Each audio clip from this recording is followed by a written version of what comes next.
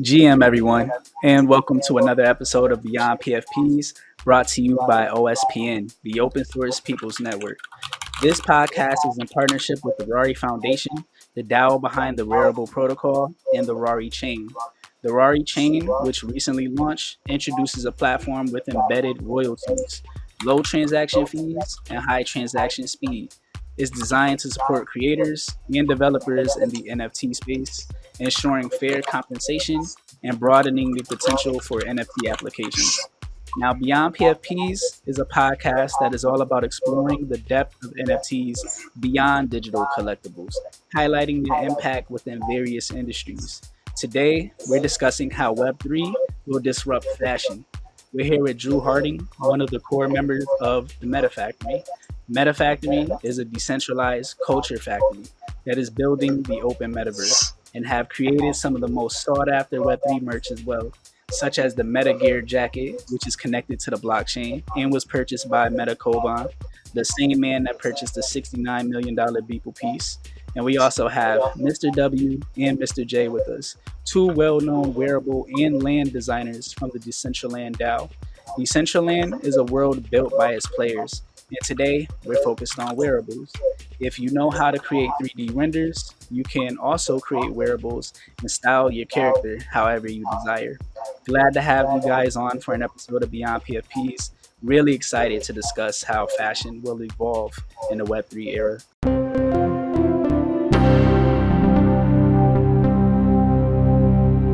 Getting into the first question here is directed to Drew. So, Drew, how did MetaFactory become the go-to platform for Web3 merch? And what's being done at MetaFactory to push fashion forward by using Web3 tech?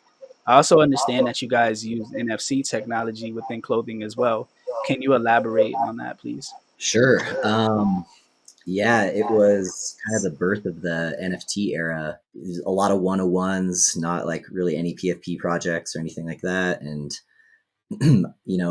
I was brainstorming with some people, mostly the Meta Cartel family, and Meta Dreamer, who's also one of the founders. And we were talking about how clothing serves such a crucial role in building culture and community. And my entire wardrobe essentially consisted of swag that I had received from Ethereum conferences. And I was like, we can do better than just a logo on the chest. Like, why don't we wrap in some of these NFT artists? Why don't we incorporate actual physical merch and clothing in this narrative? And so it was kind of born out of that. We're also big, obviously, like the whole Metacartel family. We're big like Taoists and wanted to see, could we create essentially a headless brand, like a brand that was run by the community, run by a DAO. And so, yeah, it was a lot of different ideas. And then, yeah, myself, I'm pretty bullish on just the potential of this kind of crossover of e-commerce and Web3 that hasn't really, I think, taken hold in how it could, and how you can kind of connect token ownership and access with discounts, with sales, with all these opportunities, like from a commercial and like purchasing e-commerce standpoint. So yeah, that was kind of like the origin of all this stuff. And then, yeah, I was at a conference and close friends with the Kongland team. They're the gentlemen who put basically crude cold wallet, like silicone, on actual currency bills. And they were floating around Ethereum conferences. Kong, if you're aware, was the currency in Snow Crash. So deep kind of like metaverse narrative roots. And I walked up to him and I was like, hey, have you guys thought about putting this in other things, like clothing, for example? They love the idea. And so, yeah, we worked really closely with them around thinking their product of like the actual chips themselves, the silicone, and creating a form factor that we could basically embed into clothing and create this kind of awesome online connection with physical goods, which has since gone heavy and, of course, been a big kind of narrative around merch in general, mostly generic NFC chips. And what's cool about Kongland solution, specifically it's called ARX, is it's, like I said, more of like a crude cold wallet. So you can actually sign messages and do like blockchain transaction stuff versus like simple NFC tech capabilities. So yeah. Are you interested in building NFTs that'll disrupt traditional industries? You can get started by using Rarible protocol. It's an open source cross-chain NFT protocol that's community governed. You can check out the code on GitHub and then request an API key at rarible.org. No matter what NFT project you intend on building, Rarible protocol equips you with the necessary tools to turn your ideas into reality. If you like the fact that the Rarible protocol is community governed, consider joining the Rari Foundation, which is the DAO behind the protocol. Joining the Rari Foundation offers you the opportunity to help shape the future of NFT infrastructure. If you're looking to engage in governance and vote on key decisions, you can become a delegate by joining community calls and participating on forum, which will boost your reputation and help you earn some voting power through our delegate incentive program. If you'd like to learn more about the community, visit rari.foundation and then join the Discord server and begin joining our calls and making connections with the community. A community that is all about supporting creators. The Rari Foundation demonstrated how much they support NFT creators by creating the Rari chain to make sure that royalties are embedded at the node level, ensuring that creators always receive royalties from secondary sales. By building on Rari Chain, you're safeguarded by a system that respects and protects creator earnings. Learn more about Rari Chain at rarichain.org. With Rari, you're joining a movement focused on decentralized governance, innovation, and creator empowerment. Now, back to the episode. Nice, and the NFC tech is like actually in the garment itself, and um, like how does that operate actually? Like if I bought a hoodie with an NFC chip, what can I actually do with it? Like what's that experience like? It depends, and it can be customized based on the garment or the project itself. But it's a basically like a quarter-sized chip we embed into like the ribbing of, say, a jacket or the nape of the neck on a shirt, and you can tap it, and it can essentially act as proof of authenticity, proof of ownership.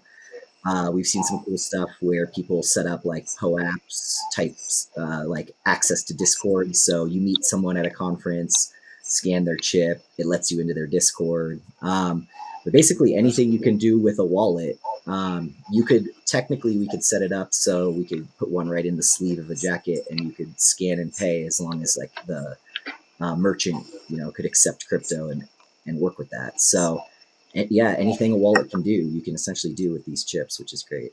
Nice. Nah, it really opens the door for so many other possibilities since the space is open.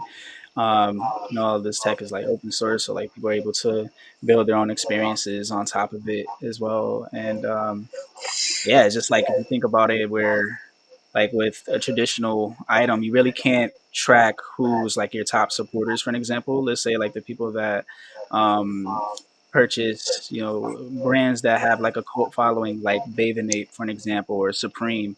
Now you're able to like identify who those people are and be able to like a lot of my friends that I made like in high school is pretty much because we were into like the same types of brands that maybe like the majority of students didn't have in the school, like Bathing Ape, for an example. So like the certain people that wore Babe or Supreme, like we just like naturally connected with each other. And it'd be cool to be able to connect with people all over the world through this. Like you said, get access to private Discord channels and whatnot, um, Telegram group chats, stuff like that, and like organize meetups and stuff like that too. Yes, streetwear and brands in general are kind of like it's an association, right? It's a you wear Supreme or whatnot because you're part of that skate culture, or you're associate with like that streetwear culture. And so being able to actually open up and create community from the merch itself is a pretty cool concept. And plus, as these things grow in popularity and cost and price, like being able to prove it's an authentic Supreme or whatever it might be. I think that's also pretty valuable from like the brand perspective. Oh yeah, definitely, 100%. We'll get into some more use cases of MetaFactory in a second. Now, just shifting gears here into Decentraland. So, Mr. W, Mr. J, how did you guys get into designing wearables? What inspired you to learn these skills, and what's the process for designing a wearable for Decentraland? Jay, I'll go ahead and take first part of this if you want. So, Yo, um, uh, Jay and I were talking about investing in Mana, a token, and then through that conversation, Jay actually discovered Decentraland, told me about it, and he's like, "Hey, man, you gotta come check this out." So I popped in there. I was like, "What the hell is this?" I was like, "What you got me involved in, man?" And through just kind of digging in with the community, found out that you can, as a Decentraland um, community, you can design your own work and like publish your own items and create as much as you want in there. So through that conversation and kind of getting with some of the community that was in there, we actually started doing some design work for some Twitch streamers that were there. They had asked us to design some wearables for them, and then just kind of expand it from there. So yeah, and then Jay, I guess if you want to talk about how we started designing this and like what platform and all that. Yeah, thank you. I appreciate you giving that intro. The W usually is a really good speaker. um, so I come from like I've been doing design for a pretty long time. I'll say probably like 16 years or not 16 years since I was 16 years old. I'm about 36 right now. Yeah, about to turn 37. So been in art for a long time, and when W was talking about how we started looking into this Decentraland, um, moving into 3D modeling was actually completely new. I'd only done 2D, some graphic design and stuff, and all that stuff before. And everything that we started doing with 3D modeling was purely self-taught. We nice. worked through Blender, and that's what I feel is the most versatile, the easiest platform to really get going in. And just man, the way that that program has expanded over the years too, it's so versatile, it's unbelievable. Up to the new updates that have come out now, it's comparable to CAD, I'd say. So Oh wow. awesome platform, very powerful. Uh, and Yeah, that's pretty much how we started designing.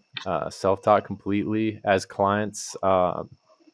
As we opened up our work to the community, people got really interested, and we started getting really unique orders. So that's when things got interesting. And as Decentraland started updating their capability as well, with emotes coming in and animations, and client orders getting so unique, every job was a different approach, just something new to try to figure out. Because even if you know 3D design and modeling, making that work in Decentraland is a totally different animal. I mean, if you go to any platform or any metaverse, it's they got their own quirks and all their unique little things that you have to adhere to. So it's been fun. It's been interesting. It's been challenging. It's great. That's basically how we got into where we are at the moment.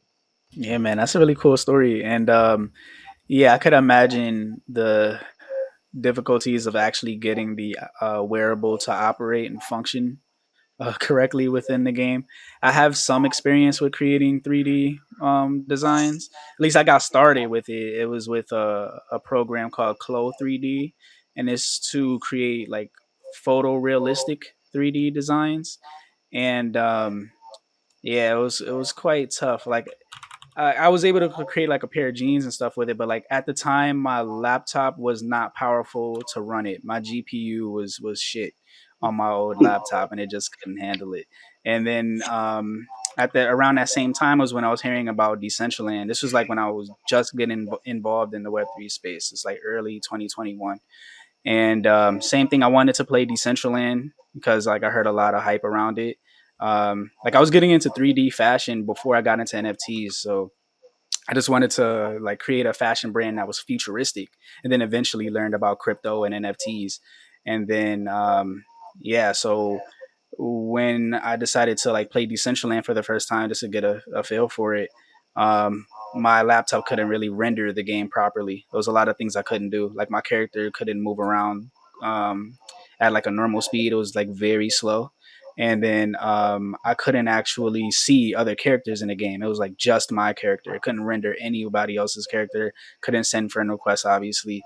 And yeah, I wanted to actually get a full experience of the game, and that's what led me to learning about cloud computing and virtual machines and all that, just so I could play Decentraland. I looked up how can you run games on a very old laptop, and then came across a Reddit forum post. Yeah, so thank God for Reddit. And I came across like how to do so, and somebody suggested creating a virtual machine and how you can get one for free if you have a student email.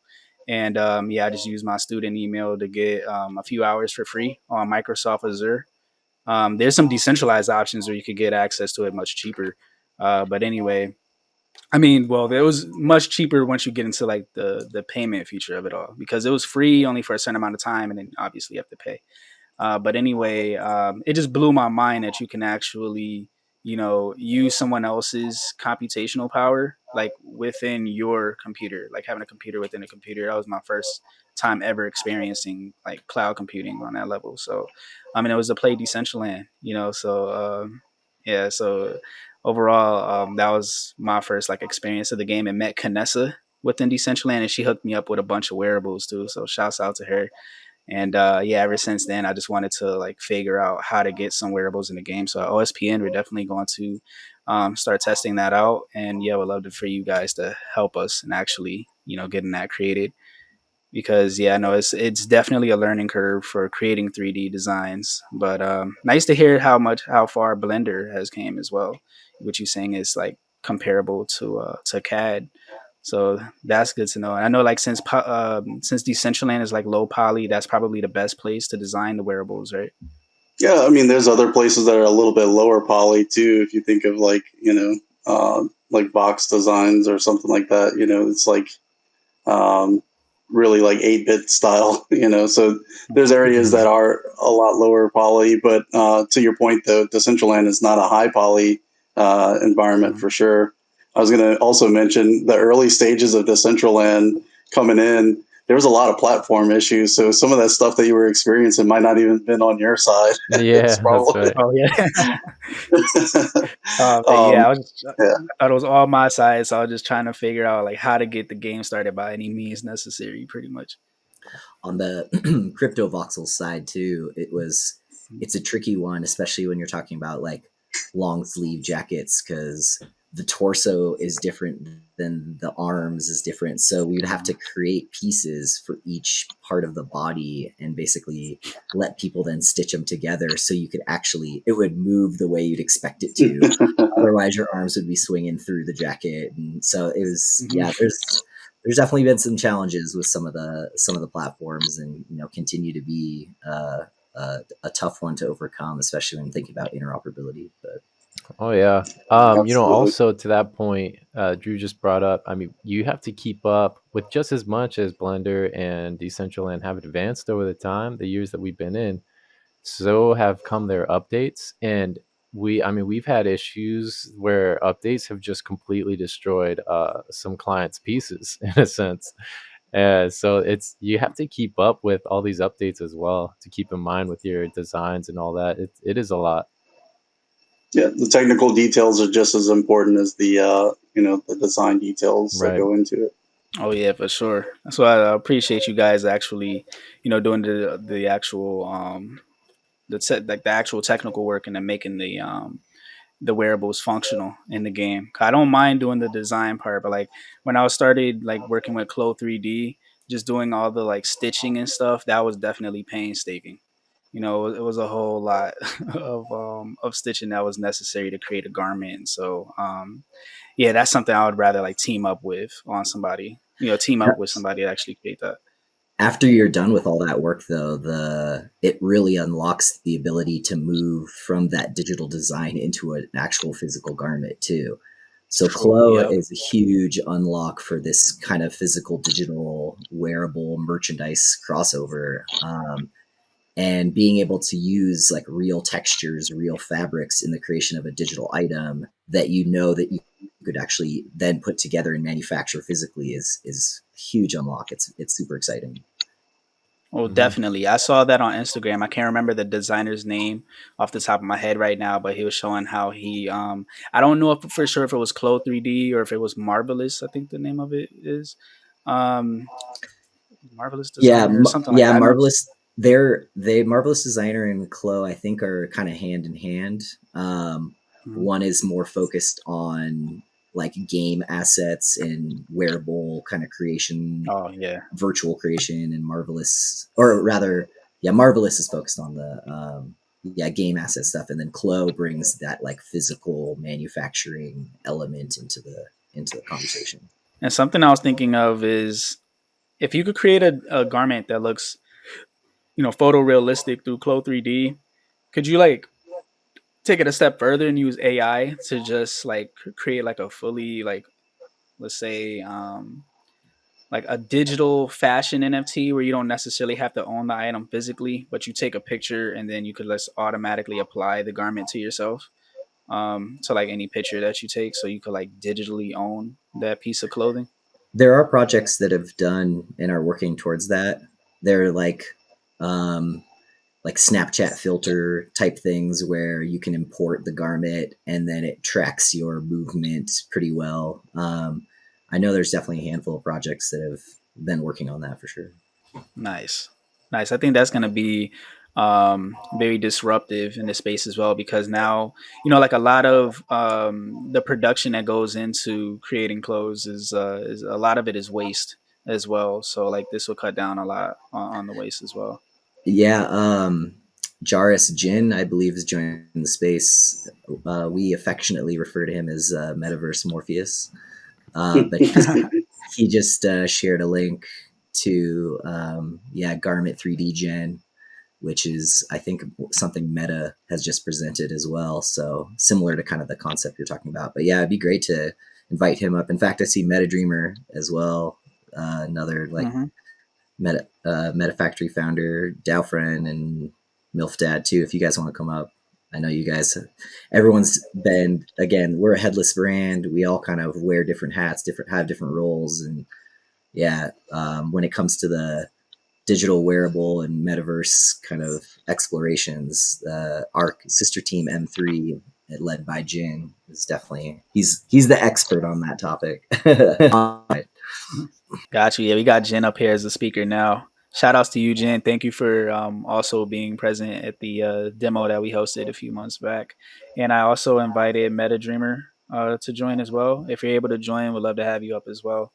But yeah, Jen, GM, how's everything going, brother? Going good. Just working away, listening, and DCL's ecosystem definitely has some strict requirements in terms of optimization and trying to find ways to create wearables that you can deliver high quality and as well as versions that can meet the requirements of different platforms. It's just building a pipeline for these things. Hey guys, can you hear me now? Yeah, Yeah, hey, we you can loud hear and you. clear. Right. Yeah, I was just gonna say, I kind of went down that journey of like designing stuff in Clo 3D, and finally made my first thing, and I was excited, like, oh yeah, I finally have a wearable, and then I just like uncovered the iceberg of how difficult 3D asset creation actually is, and the realizing my Clo 3D file has like way too many triangles, and it's not easy to like retopologize it to actually make it run in worlds and stuff. So a huge respect to all like 3D asset designers and just people working in like 3D stuff in general. It requires like all sorts of arcane, obscure knowledge to be able to put this stuff together. And people don't realize it, but actually, like optimization of assets is probably the biggest bottleneck towards democratizing wearable creation or digital asset creation. And so this on the other side, there's stuff like Unreal Engine, which allows you to bring in like extremely high quality assets and virtualize the geometry and render it. So in the future this might not be as big of an issue, but especially a lot of like the web-based platforms, even when it comes to file sizes, if your wearable assets are just like dozens of megabytes, it can take quite a while for it to load in, especially if people don't have a fast internet connection. So we kind of, I think in the near future, like embracing this like lo-fi, low poly aesthetic is actually a good thing, because that's what will run well and be optimized. And CryptoVoxels, I think, was a great example of just like prioritizing optimization and speed and fluidity. I know Jin's been working on a bunch of archiving too for CryptoVoxels wearables and stuff like that. So and how to port those into new worlds like Decentraland, and create that crossover. Yeah. Go ahead, Jay. Oh, I was just saying that's a really good point to bring up. And that's like a huge downfall of, I'd say, like maybe new designers or artists that like are trying to get into that, is that like flooding of that data. And I think as time goes on, like you bring up Unity and how there's we're getting better at having programs that are able to handle that kind of detail, those effects, metallic reflections and such. But really, the forward movement of technology is figuring out how to optimize more efficiently, not so much how do we crunch more data in a sense. So, I mean, yeah, that is a huge learning curve, and it's just so essential to getting into this world, and not just design, just every facet of Web3. So I'm glad you brought that up. This is probably one of the biggest ways in which AI can help, build the metaverse, is by, 3D asset generation or optimization. I think that's something AI could probably get really good at. Especially, we've always talked about this idea of like metaverse tailors. How do you get like a certain wearable that's designed around a certain body shape to fit like any other avatar? It's not easy or trivial to do that. So yeah, we're not all humanoid in the metaverse, right? You got elves and giants and all those things. So if you want to wear that jacket, you got to scale up, scale down, change size. Yeah, I think it's appealing, that you can be very unique in anything you want, really, in the metaverse. So, so also outside of 3D design, I'm an AI reliability engineer, and one of the things that we talk about is technical debt. And technical debt basically just kind of refers to poor implementation or design, and it's amazing how sometimes poor designs can actually still work. They just, have a lot of issues behind the scenes that you might not see. So you were talking about like large file sizes, or an astronomical amount of triangles that aren't necessary. So whenever you try and introduce these types of assets to different spaces, you're going to hit some of these restriction limits that are going to prevent your asset from being able to be interchangeable between different environments. So, yeah. I think like a huge thing as well is that a lot of the best experiences in the metaverse, or the thing that brings meaning to these experiences, is having it be multiplayer and a social experience, like many people existing in the same space at the same time, versus just like single player experiences is not really that engaging, just being in any virtual world. So when you get into multiplayer, then it, like, if you want 50 people in a world, each with their own avatars and assets, that drastically increases the draw calls and how much you need to render and the resources you need to render it. So an asset that might work fine if there's like a couple people in the world might not be okay if there's like 50 people in the world doing stuff simultaneously. So there's all these kind of considerations at play, and for us, we have this vision of this like seamless interoperable metaverse, but I think in the interim it's going to look much more like curated experiences designed to like optimize around certain things, like what we recently did with the Harry Potter Obama Sonic 10 new drop. we had these racing jackets, and we created a virtual racing world. And people could wear their jackets and hat in an Obama avatar in the world and race around in these like F1 proto cars. So that was kind of like a enclosed experience, but we built it using open metaverse tools like VRM and Hyperfi. Nice. So there's portability Nice. too. So people like got in there Nice. just from that one drop and that one experience, but then they realized, oh hey, I can take the same avatar to Nifty Island.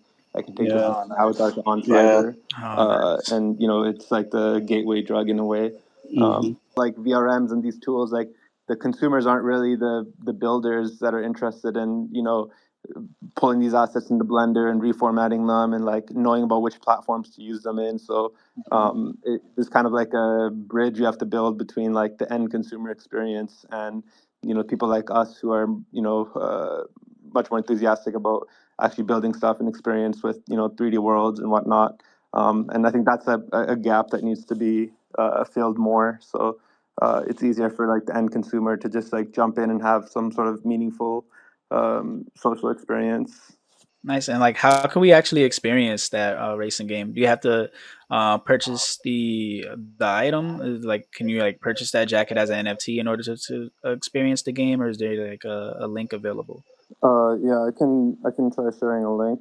I have to figure out how to do that with spaces, but yeah, I'll pull up a I tweet. appreciate that. Yeah, I want to try it out for sure, and I definitely want to experience Hyperfi because I remember you guys showing it in the demo that we did a while back, but I never got to experience Hyperfi just yet. And you can do a lot of cool stuff in there as well. So I definitely want to start getting involved there. And then as we were talking about like interoperability and allowing for you know wearables to be able to be represented across different metaverses, it had me thinking like how the metaverse could eventually like function like a multiverse, basically, like where you could have characters from like let's say Abagachi within Decentraland and vice versa. That's something that we talked about during our last episode, which was about how Web3 will disrupt gaming.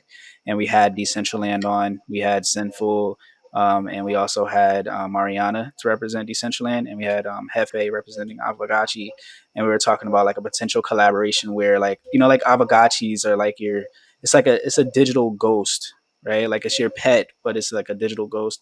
And Decentraland was talking about how they always wanted like pets in the game, but they haven't factored that in. And then we were talking like a potential collaboration like around let's say Halloween time, since like Avagachis or ghosts, like they could have like a haunted house type of experience within Decentraland, have like Avagachis present there. And yeah, I just think it'll be cool too for like wearables and just like for game experiences to like blend into each other. Because like some of my favorite games as a kid was like the collaboration of two different games, like Marvel versus Capcom, for an example, or like Super Smash Brothers. Yeah, like characters from all these different Nintendo games all in one spot. That's really one of the big unlocks, I think, for Web3 and what it can do for fashion and these like digital assets is the cross pollination of assets between worlds and experiences versus these siloed single platform kind of assets, experiences, and mixed in with the ownership and control directly by the user, which opens up the ability to create markets and speculation and everything else that kind of comes with our space. But yeah, I there's a lot to be done, as we were chatting about earlier, to kind of create this big open shared metaverse. And I think what you touched on with the multiverse makes a lot of sense, where it's kind of these connections loose or stronger between different kind of platforms that start to and kind of building these bridges that will really kind of start to show these things. There's we've like dreamed, ideated around, you could easily take the assets from one game or one Web3 platform and port them into your game, but have them represent it or look completely different.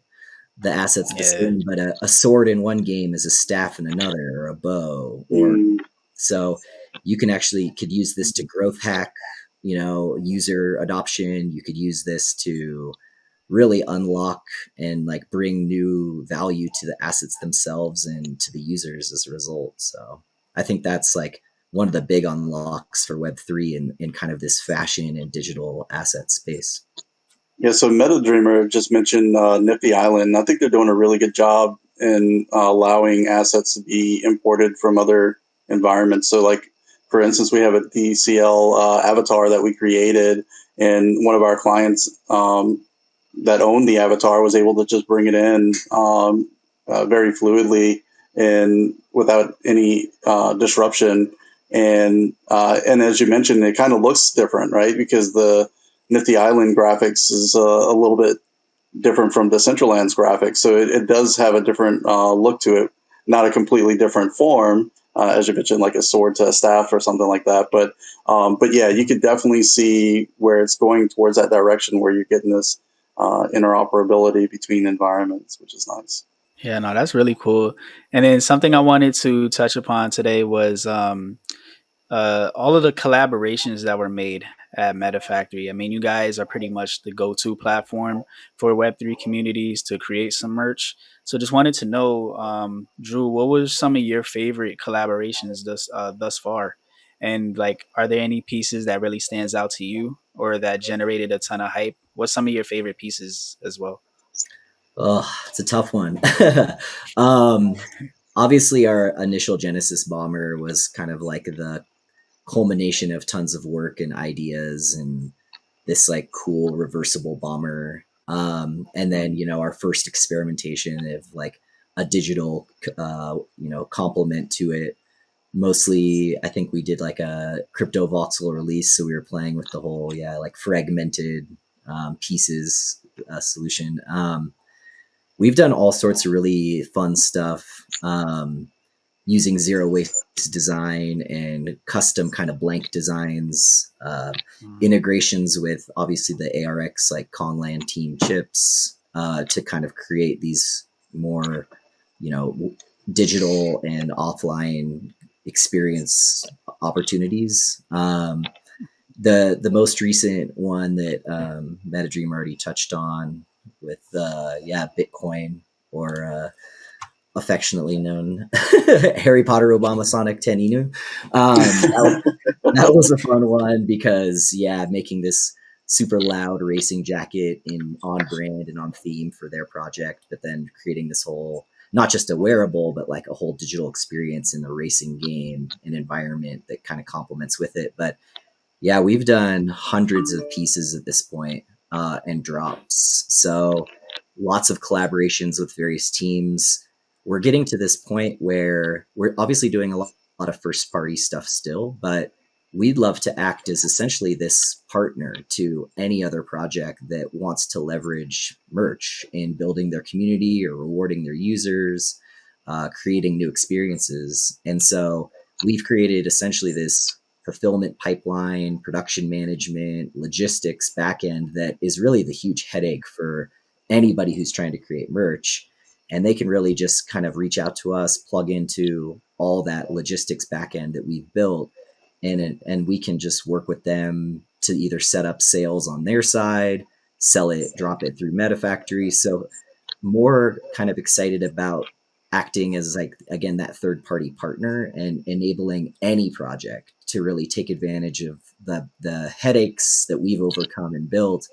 And then they can just bring their creative designs and ideas and the marketing plan and kind of campaign, and we can like mesh our production and shipping fulfillment to their kind of goals. So Man, I can feel the passion that Drew brings when it comes to collaborations. Man, we feel very strongly about collaborations because you're bringing somebody's dream to life, man, and it's just such a rewarding feeling outside of everything else.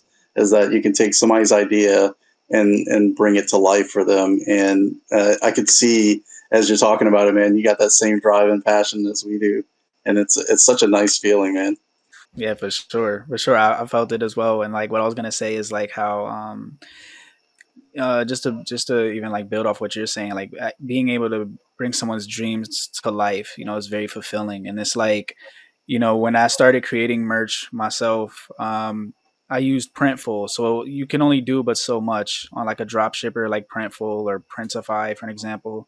You're gonna probably make a T-shirt on a Bella Canvas tee. That's the one that's like highly recommended.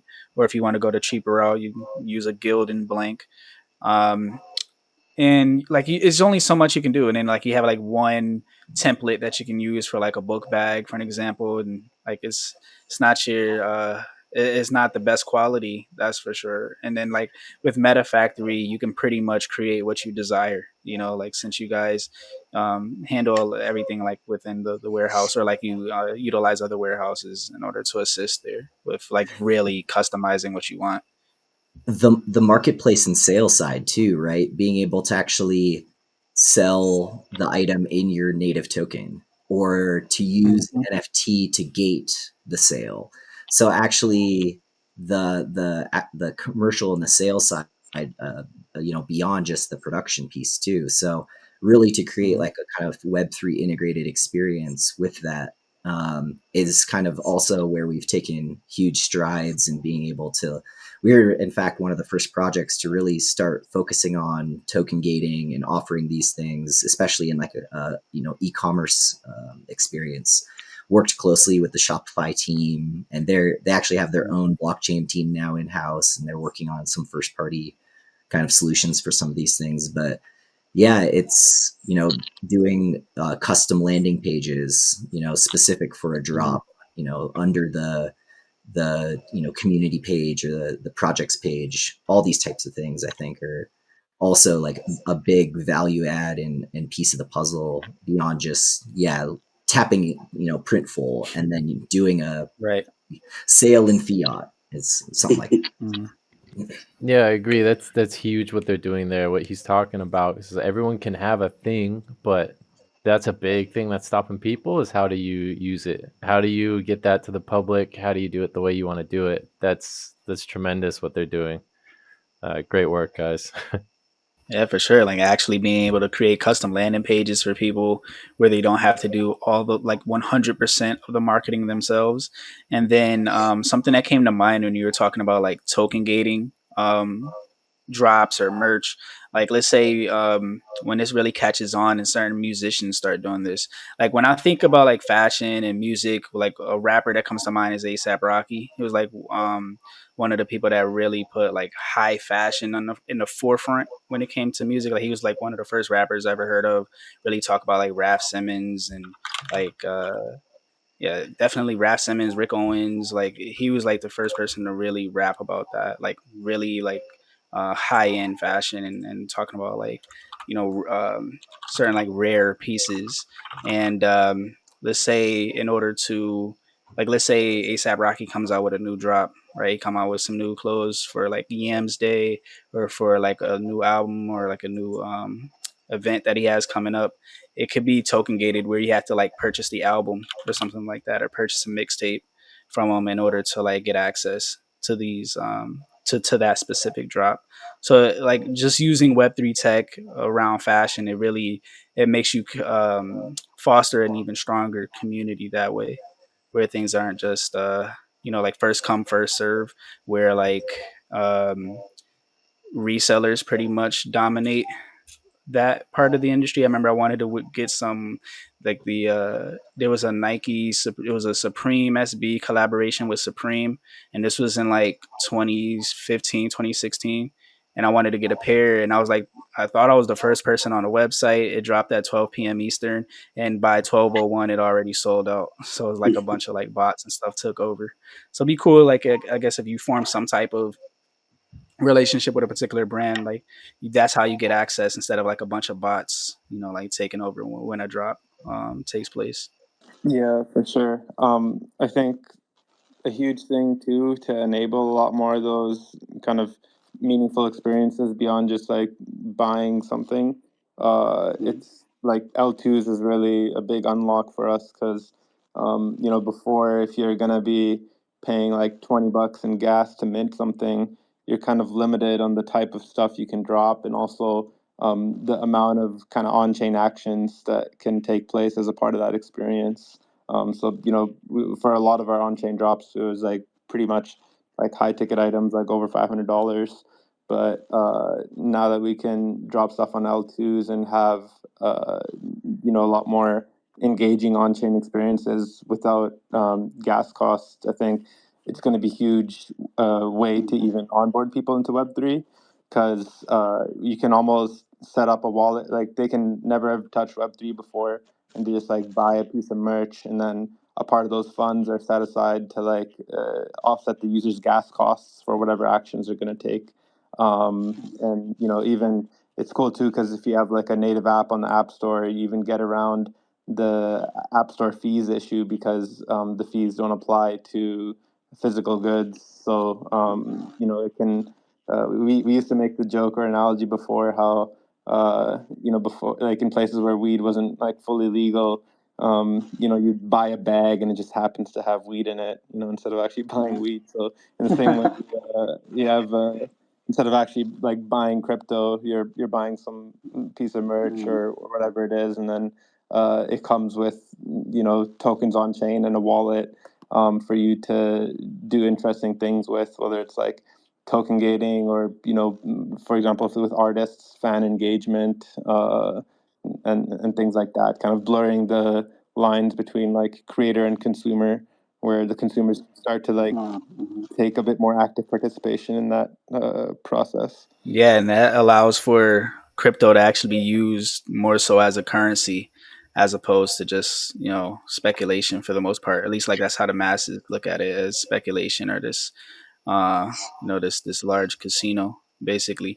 That's what I'm most excited about with crypto, is like actually using it to disrupt traditional finance, like completely, like, because it literally is a way to opt out and opt into an entirely different financial system, as opposed to just like speculating on a token, like actually using it. And yeah, no, you brought up a really good point into like actually um, creating a better user experience of actually using crypto as a currency. So yeah, definitely want to see some more implementation around that. Yeah, and I think especially with physical goods and merch, it's something that consumers are already used to and they already understand. So it's a easier jump to use that as a bridge into like the crypto world, rather than trying to like explain to them like DeFi protocols and like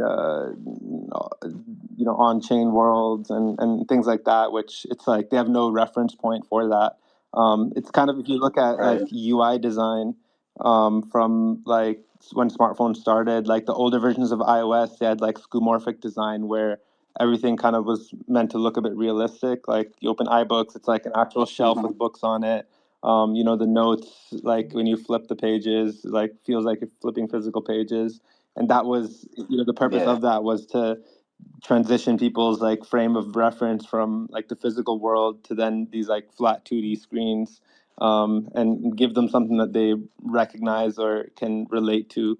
And then, after maybe like 8-9 years of that, then and after iOS 7, there's transition to like kind of flat UI design that you kind of see now in in modern UI design is much more flat, and that's because people are now used to that new paradigm.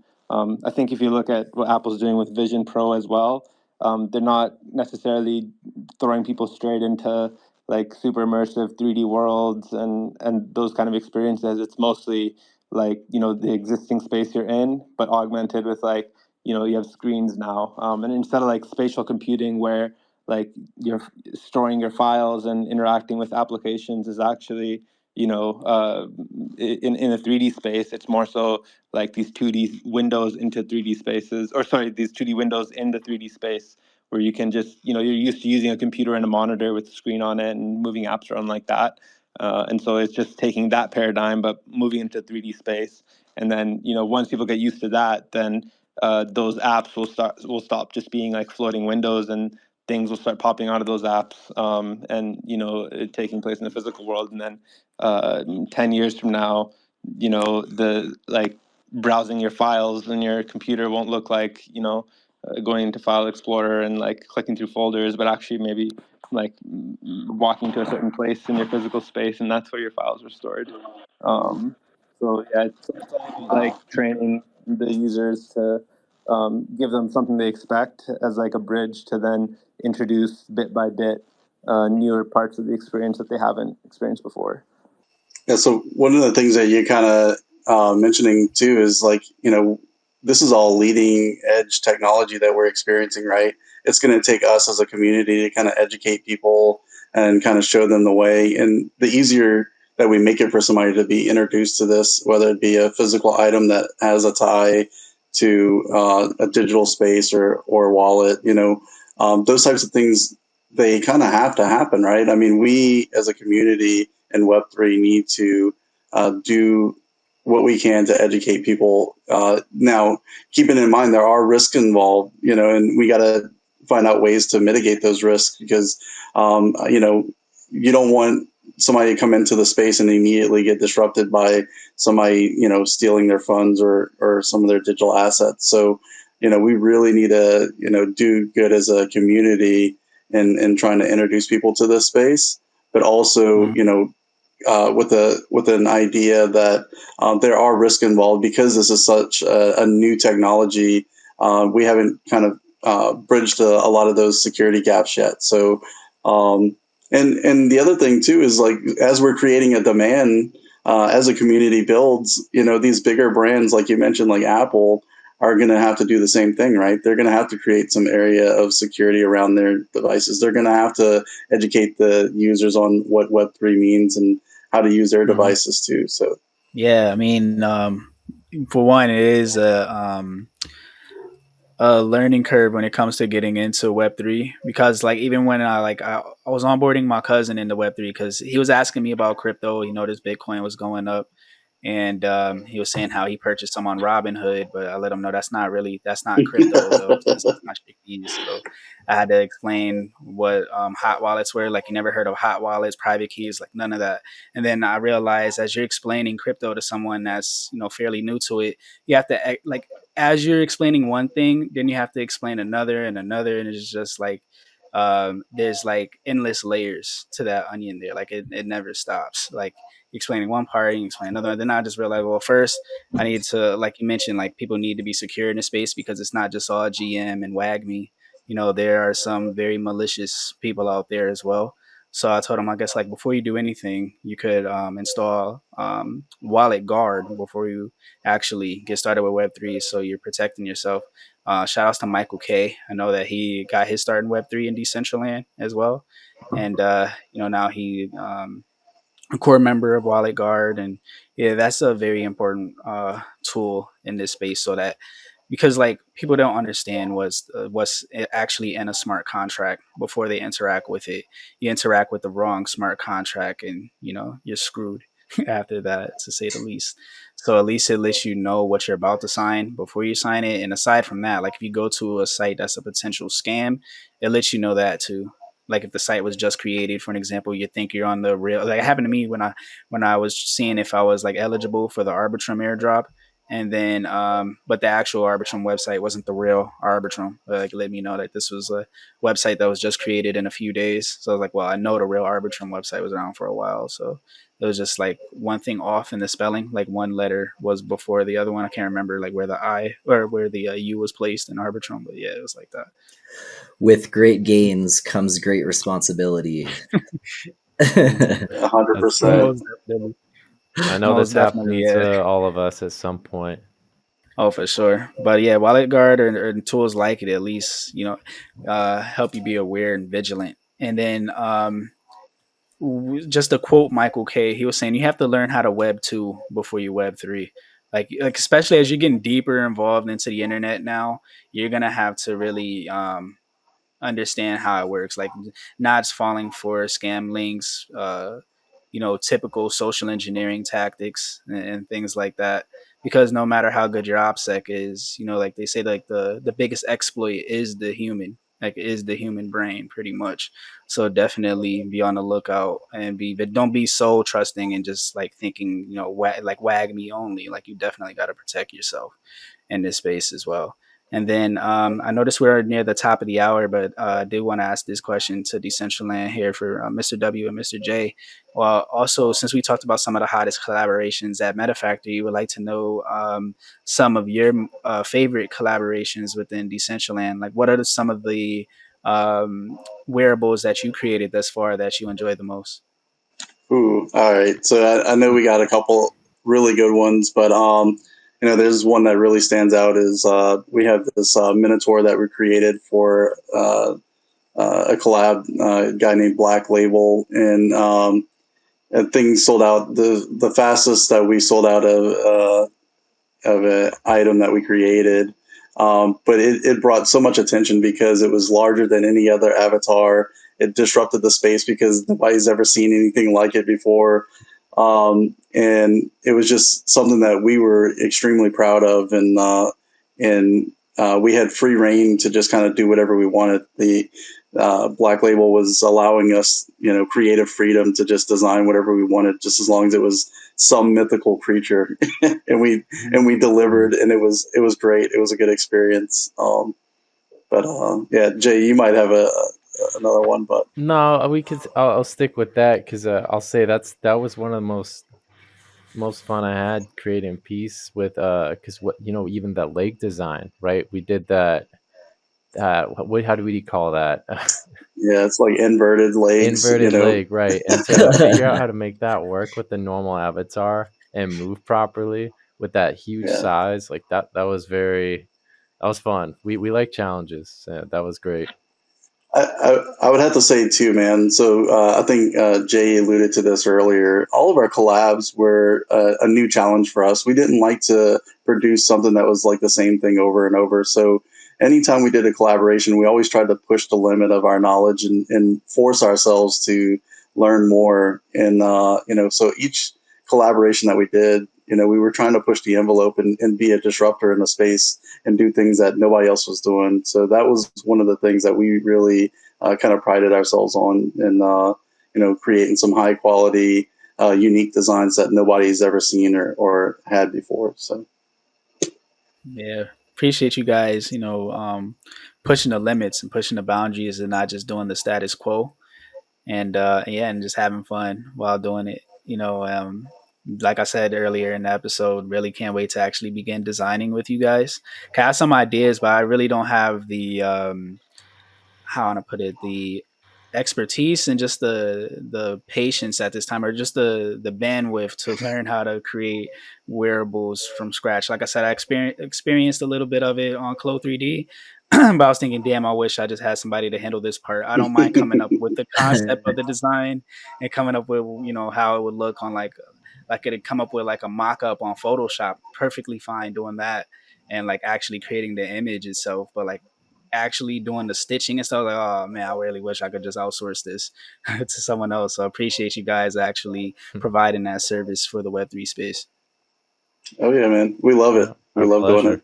Yeah, and props to you guys for also pushing the needle, because that's how we uncover, bottlenecks, challenges, like how we can like move the space forward. It's doing, again, your typical humanoid thing is one piece, but when you're dealing with inverted legs, you're opening up new challenges, and those are the realities of what you face when you can have literally any avatar, any size, any possibility in the metaverse, and that's what we want to be able to continue to see happen. So yeah, thank you, because I'll add to that. I mean, we love that when we do something weird or new, you'll see some new wearables come out that are like very similar, and we don't mind competition at all. But what I love seeing is that I like that we're hopefully making people realize possibilities, and then it's creating so much more creativity across the board. Everyone's just pushing each other, and it just expands the space. It's awesome. It's the highest form of a compliment, copycats, whatnot. And yeah, that's really been our mentality too at MetaFactory, and like we've seen it happen. There's been hundreds of additional both NFC chip, physical digital connection tech. We've seen tons of new e-commerce, like physical digital crossover. And if we can inspire a million more projects, that's to everyone's benefit. And we're just happy to move the space forward however we can. Absolutely. Hell yeah. Totally agree. Hell yeah. And I really appreciate all that you guys do at MetaFactory as well. It's basically like a decentralized Alibaba, if you will. And like how you, yeah, I do have some experience. Better quality though. Better quality. Oh yeah, definitely better quality. But I do have some experience with them because I couldn't, like, you know how we were talking about Printful earlier, and I couldn't create much with Printful, so I used Alibaba to create some headwear that I couldn't create at Printful, and that was a decent experience. But like with MetaFactory, you can really be as creative as you want to when it comes to creating physical pieces. And as you were saying, even if you have some like mock-ups like created on Clo3D, like a designer could share that with MetaFactory, and you guys could just like pretty much help produce that item from scratch. Right?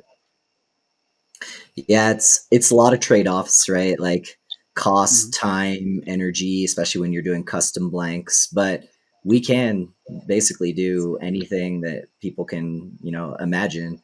And then, being able to also offer kind of like pre-sale type opportunities or, like market such that we're not creating excess waste.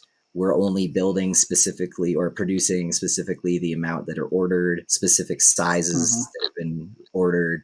So it's also kind of helping to like streamline that in a sense, and ensuring also that, the provenance of only 20 were sold or only 400 were sold or whatever they are. So, but yeah, it's been fun to be able to take on, completely custom and crazy ideas and see what we can do with them.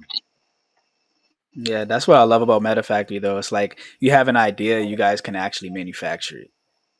So that's what I really like about you guys. And then you all actually offer support as well, since you can pretty much you like assist with creating the landing page. They're utilizing MetaFactory's branding as well, so it helps smaller creators actually reach an audience where they don't necessarily have to. I mean, they're still gonna have to do marketing themselves or whatnot, but at least they don't have to rely solely on that in order to bring awareness to what they created.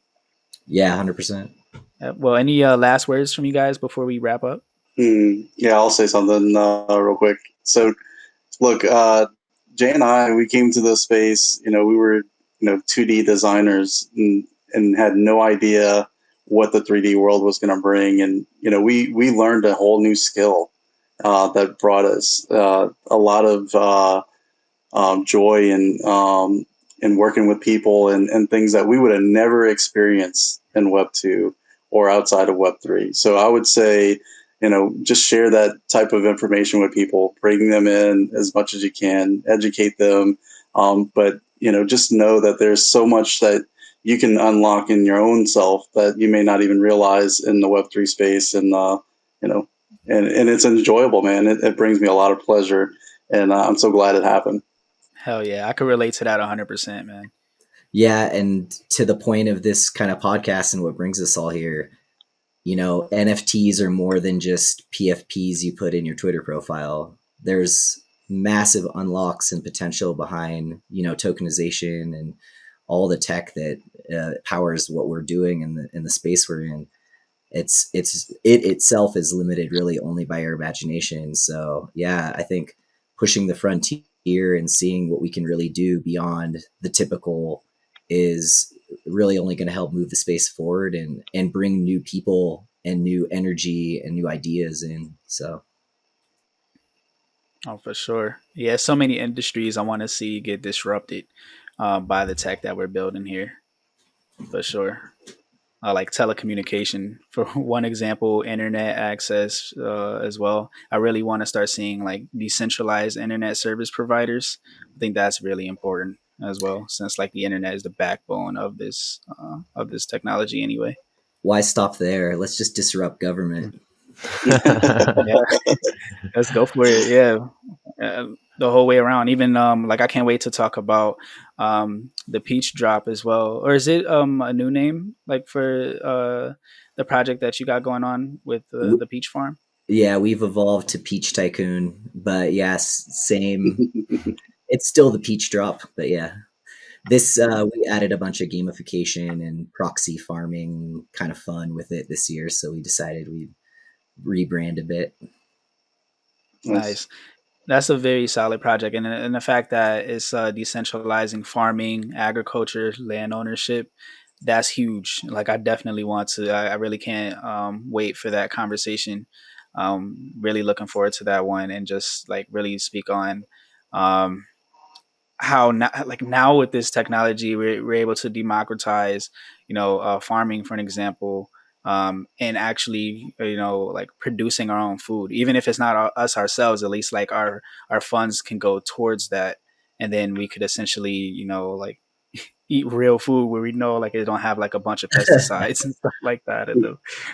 It's, it was born out of this kind of desire to bring the food sovereignty narrative into our space. And we talk about sovereignty, and it's such a big principle to, crypto, but it's mostly, spoken about from a financial sovereignty perspective. But to really be a sovereign, autonomous individual, you need to think about energy, food, all these types of things. And how can we, create and empower people to build local communities and decentralized networks around these concepts. So, Oh, for sure. And speaking of decentralized communities, we'll do one on network states as well and talk about really pushing our tech to its limits. But want to be respectful of everyone's time. I really appreciate you guys and all the great things that you're building. Glad we also had Meta Dreamer join us on stage. Big shout outs to you, sir. You've been involved in the space for quite a long time. Learned a lot from you as well. And you also, you definitely inspire me as well and get me thinking on another level, especially that tweet that you made about creating who's going to create the file type for DAOs. That definitely had my mind buzzing and just had me thinking on like how to use cryptography in such a way to really like move this space forward, and had me thinking along the lines of data sovereignty. So shout outs to you and all the great things that you do in this space as well. Appreciate you all. And until next time, guys, hope you all have a great day. And we'll see you next week for another episode of Beyond PFPs. And thank you everyone in the audience as well for showing up. Appreciate you all.